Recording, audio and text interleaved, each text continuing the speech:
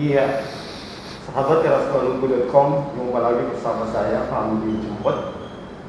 Sudah hadir bersama kita di sini Kabid Humas Kepolisian Daerah Maluku, Komisaris Besar Polisi Muhammad Muhammad. Selamat sore, Pak. Selamat sore, Assalamualaikum warahmatullahi wabarakatuh bagi sahabat Teras Maluku dimanapun berada. Ya, pemirsa sahabat terasmaluku.com, Pak Kabid Humas ini selama ini dan terutama dalam 3 hari terakhir ini sejak Senin kemarin adalah orang yang diburu, dicari oleh pekerja media. Tentu tidak hanya di Kota Ambon tapi juga secara nasional. Tetapi dia dari tidak pernah berhenti berdiri ya. Bahkan kadang telepon dari teras pun nggak sempat untuk hadir, mohon maaf.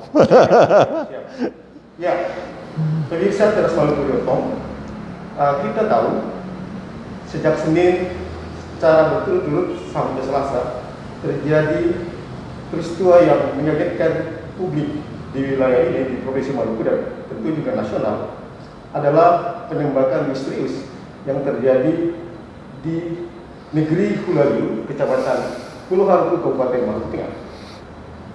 Dalam 2 hari itu juga ada 2 orang meninggal dunia karena tertembak peluru orang tak dikenal, serta seorang lainnya mengalami luka. Peristiwa kekerasan bersenjata ini mengagetkan kita semua karena di tengah upaya pemerintah dan aparat keamanan fokus menangani konflik antar desa yang terjadi juga di bertetangga. Iya. Nah, sebenarnya apa yang sebenarnya terjadi di wilayah negeri Hulaliu yang berbatasan dengan desa Aboru, negeri Aboru. Karena peristiwa itu juga memicu konsentrasi massa di antara 2 negeri yang bertetangga. Bersama kita Pak Kabid Humas Polda Maluku akan menjelaskan, Pak, sebenarnya apa yang terjadi di negeri Hulaliu ini sehingga menyebabkan jatuhnya korban jiwa akibat terkena senjata api. Oke, jadi sahabat teras dimanapun berada, perlu saya sampaikan tentang kronologis awal terjadinya permasalahan antara kedua desa bertetangga yang selama ini hidup rukun dan damai, yaitu antara desa Boru kemudian ada di desa Hulaliu. Jadi awalnya ini adalah ada satu kejadian yang terjadi pada tanggal 30 November. Di mana dua warga dari negeri Aboru, yaitu SS kemudian BT, yang mengendarai sepeda motor sekitar pukul 22.30 ini mereka hendak pulang ke negerinya di Aboru. Ketika di Hulaliu, tepatnya di depan pemakaman, pekuburan, menurut mereka bahwa mereka ada mengalami penganiayaan. Ada orang yang memukul mereka sehingga terjatuh dari motor. Ini kemudian kedua orang ini kembali ke Aboru dan menceritakan kejadian tersebut kepada warga desa Aboru. Besoknya tanggal 1 terjadi kerumunan massa, kemudian memprotes terkait kejadian tersebut.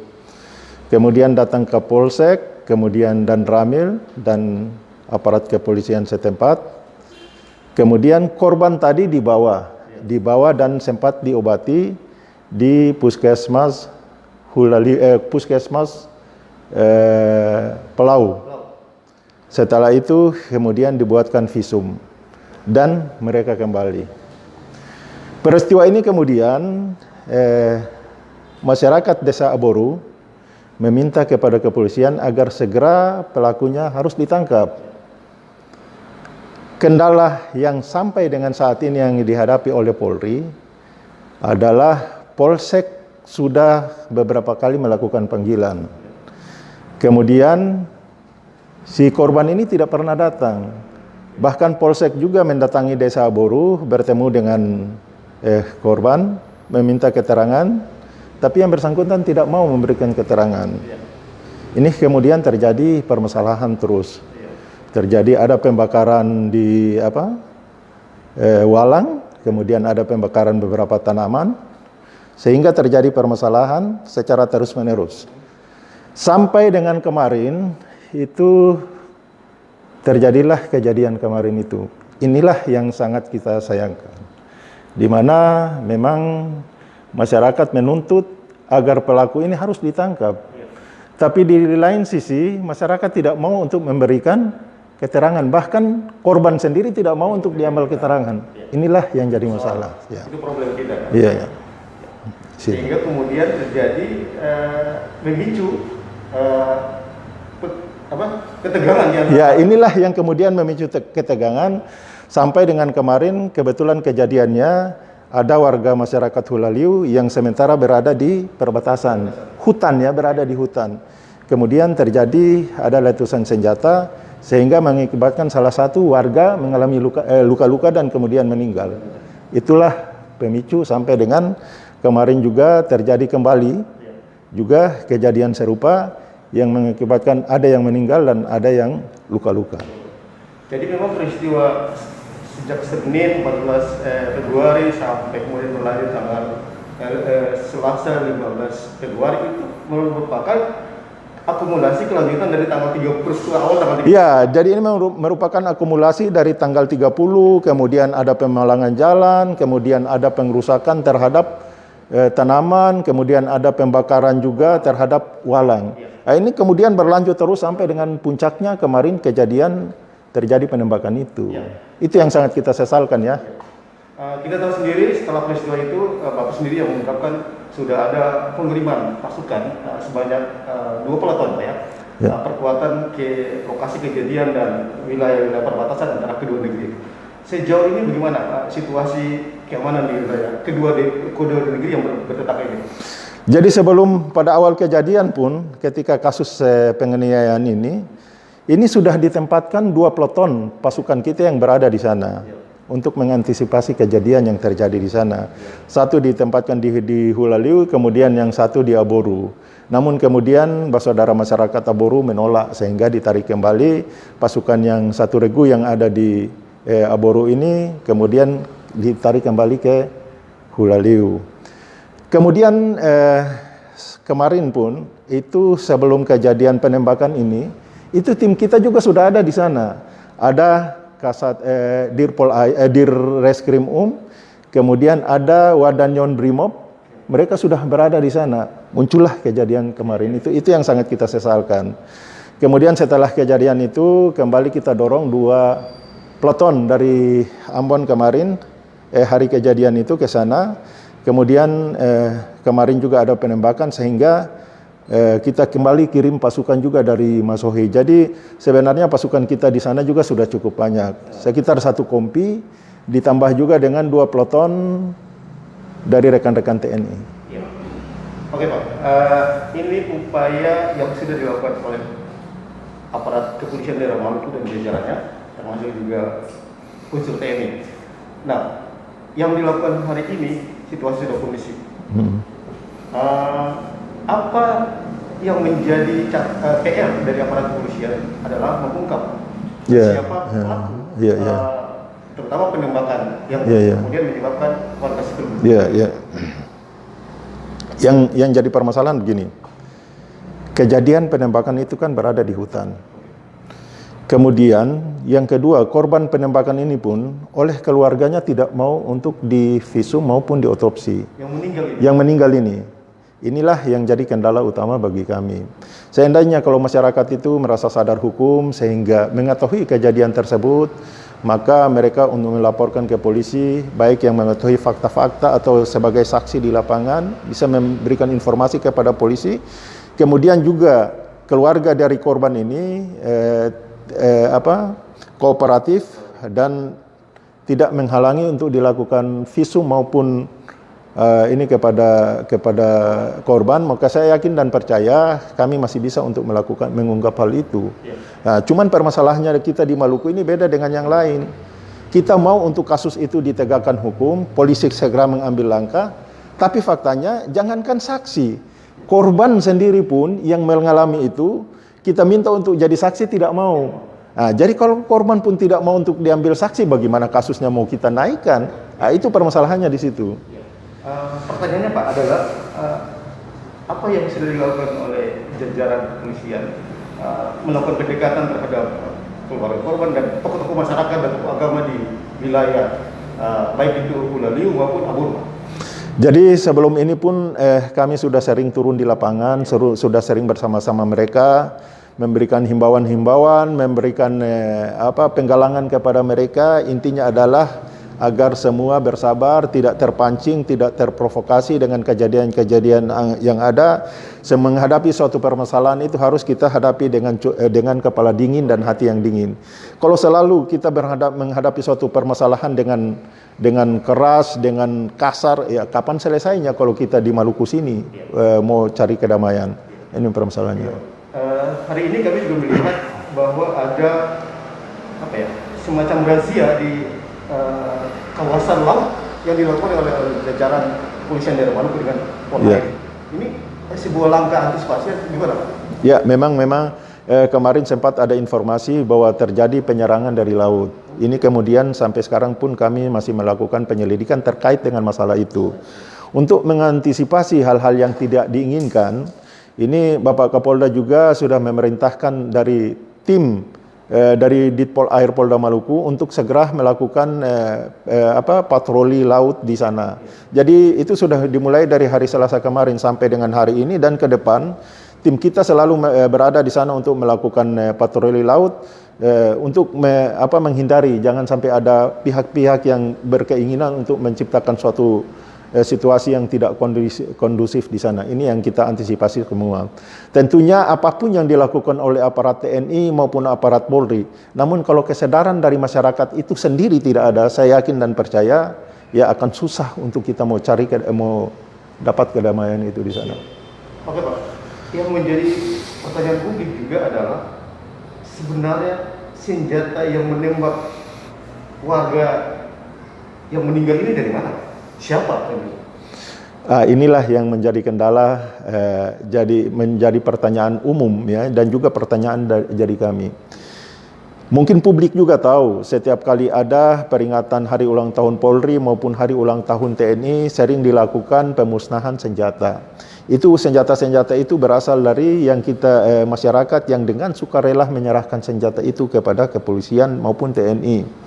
Kita tahu bersama, dulu sejarah Maluku ini tahun 99 pernah berada dalam situasi yang sangat tidak kondusif dan yang merugikan kita bersama. Kita tahu pada saat itu terjadi konflik yang berkepanjangan, banyak senjata yang beredar di situ, senjata-senjata rakitan, maupun di situ juga ada senjata-senjata organik. Kita tahu bersama bahwa pada saat itu gudang senjata di Brimopolda Maluku itu sempat terbakar dan diambil senjata banyak yang hilang. Inilah yang kita mungkin saja senjata-senjata itu masih beredar di masyarakat. Sekali lagi, sering kami melakukan razia, sering kami melakukan himbauan, tapi selama kesadaran dari masyarakat itu tidak ada, yakin dan percaya sampai kapanpun kita akan tetap begini. Selama senjata masih ada di tangan masyarakat dan tidak secara sukarela, mereka menyerahkan kepada aparat TNI, Polri maupun aparat pemerintah lainnya, maka sampai kapanpun mereka merasa punya power, sehingga kapanpun bisa melakukan kegiatan, melakukan hal yang sama. Nah ini yang kita takutkan. Iya. Ya, oke Pak, berkaitan dengan identifikasi pelaku. Kira-kira sudah ada identifikasi, bayangan kira-kira siapa ini sebenarnya? Sudah menjadi target kepolisian, ada nggak kira-kira? Terhadap pelaku penembakan kemarin, yang jelasnya bahwa kita tahu bersama bahwa sebelumnya ada konflik antara dua desa bertetangga. Tidak berarti bahwa kita menuduh satu ini atau tidak, tapi sampai dengan sekarang anggota kami masih melakukan penyelidikan di lapangan. Bahkan Kapolres sampai ketika hari kejadian sampai sekarang pun tidak kembali. Dan Satbrimob juga kemarin ada di sana, kebetulan hari ini, dan Korbrimob berada di Ambon sehingga yang bersangkutan kembali dan untuk menjemput, dan setelah itu beliau kembali lagi ke sana. Dirkrim juga kemarin ada di sana. Tujuan semua itu adalah untuk mencari fakta-fakta maupun mencari saksi-saksi untuk mengungkap kasus ini. Tapi yakin dan percaya, sebagaimana sering saya sampaikan di media maupun di publik, bahwa keberhasilan mohon maaf nih keberhasilan polisi selama ini itu sangat tergantung, sangat dibantu oleh masyarakat.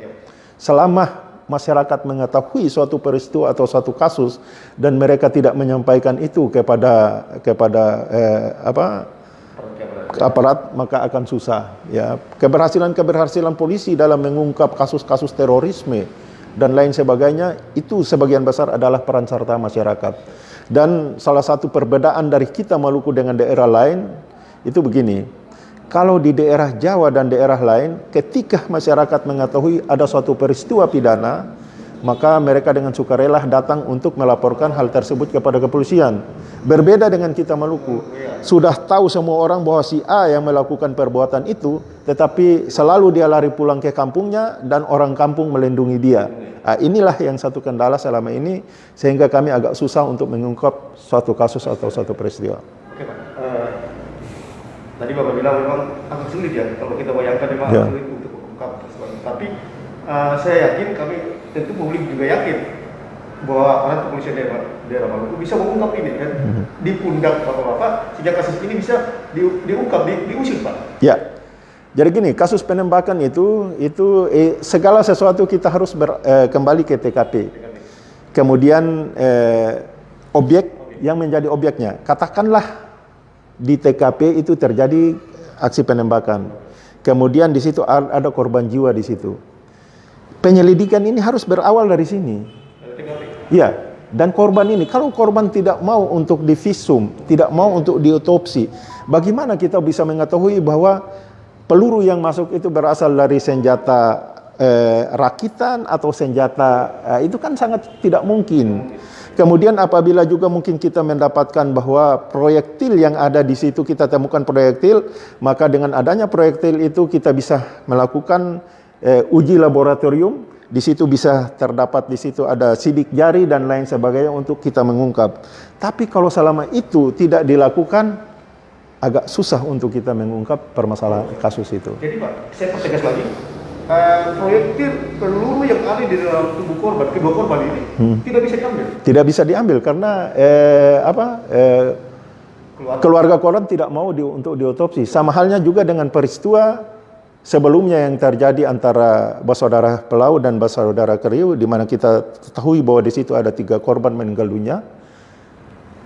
Keluarga korban meminta untuk polisi harus mengungkap. Tapi di lain sisi dia tidak mau untuk keluarga yang menjadi korban ini diotopsi. Nah, ini yang kesulitan dari polisi. Bagaimana kita mau bisa mengungkap kalau dari korban sendiri tidak mau untuk diotopsi, tidak mau untuk kita mau ambil langkah-langkah ini. Ya sama halnya dengan kasus ini tadi. Kasus awal antara bersaudara Aboru dengan Ulaliu tadi, yang berawal dari korban yang diinformasikan bahwa dipukul dan jatuh.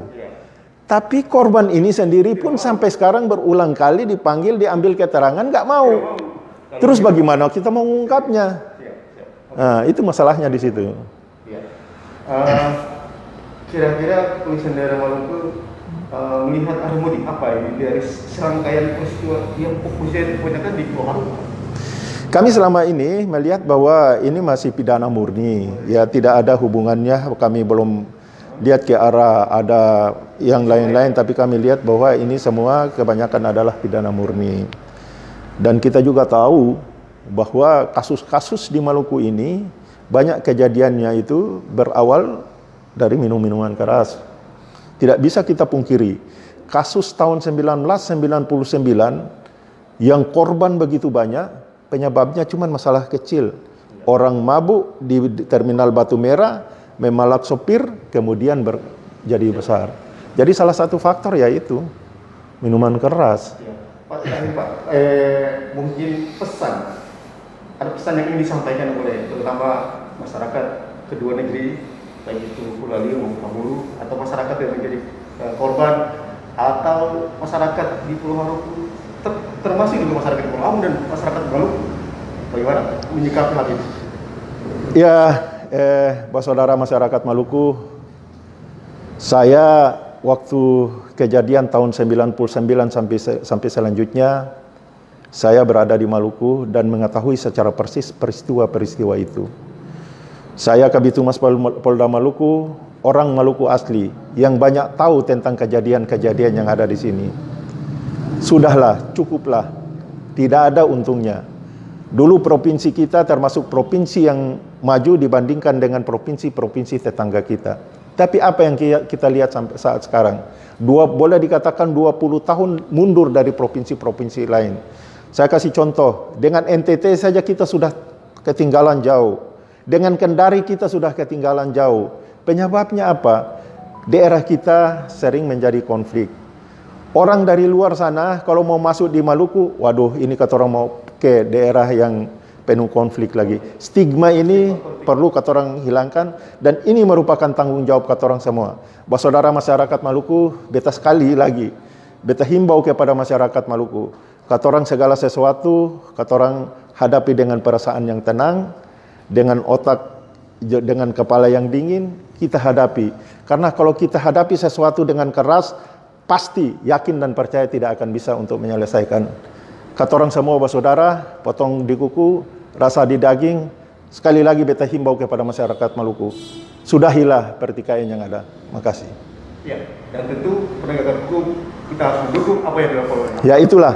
Ya, dan sekali lagi beta menghimbau masyarakat lainnya, mari penegakan hukum juga membantu aparat penegakan hukum untuk memberikan informasi, memberikan apa yang mungkin diketahui untuk bisa kita buka ungkap seluas-luasnya. Makasih. Wassalamualaikum warahmatullahi wabarakatuh. Selamat kepada Teras Maluku, sahabat Teras Maluku dimanapun berada, dan yakin dan percaya berawal dari sahabat Teras Maluku sebagai pelopor kedamaian di Maluku. Terima kasih. Terima kasih Pak Kabid. Ya, terima kasih sahabat Teras Maluku.com dimanapun Anda berada. Demikianlah bincang-bincang kita dengan Pak Kabid Humas Polda Maluku, Komisaris Besar Polisi Muhammad Rum Khairat, yang tentu informasi ini sangat berharga bagi publik di Maluku terutama dan juga seluruh Indonesia. Dan kami akhiri ngobrol bareng Teras Maluku.com, semoga bermanfaat bagi kita semua. Salam damai dan salam sehat. Salam damai Teras Maluku.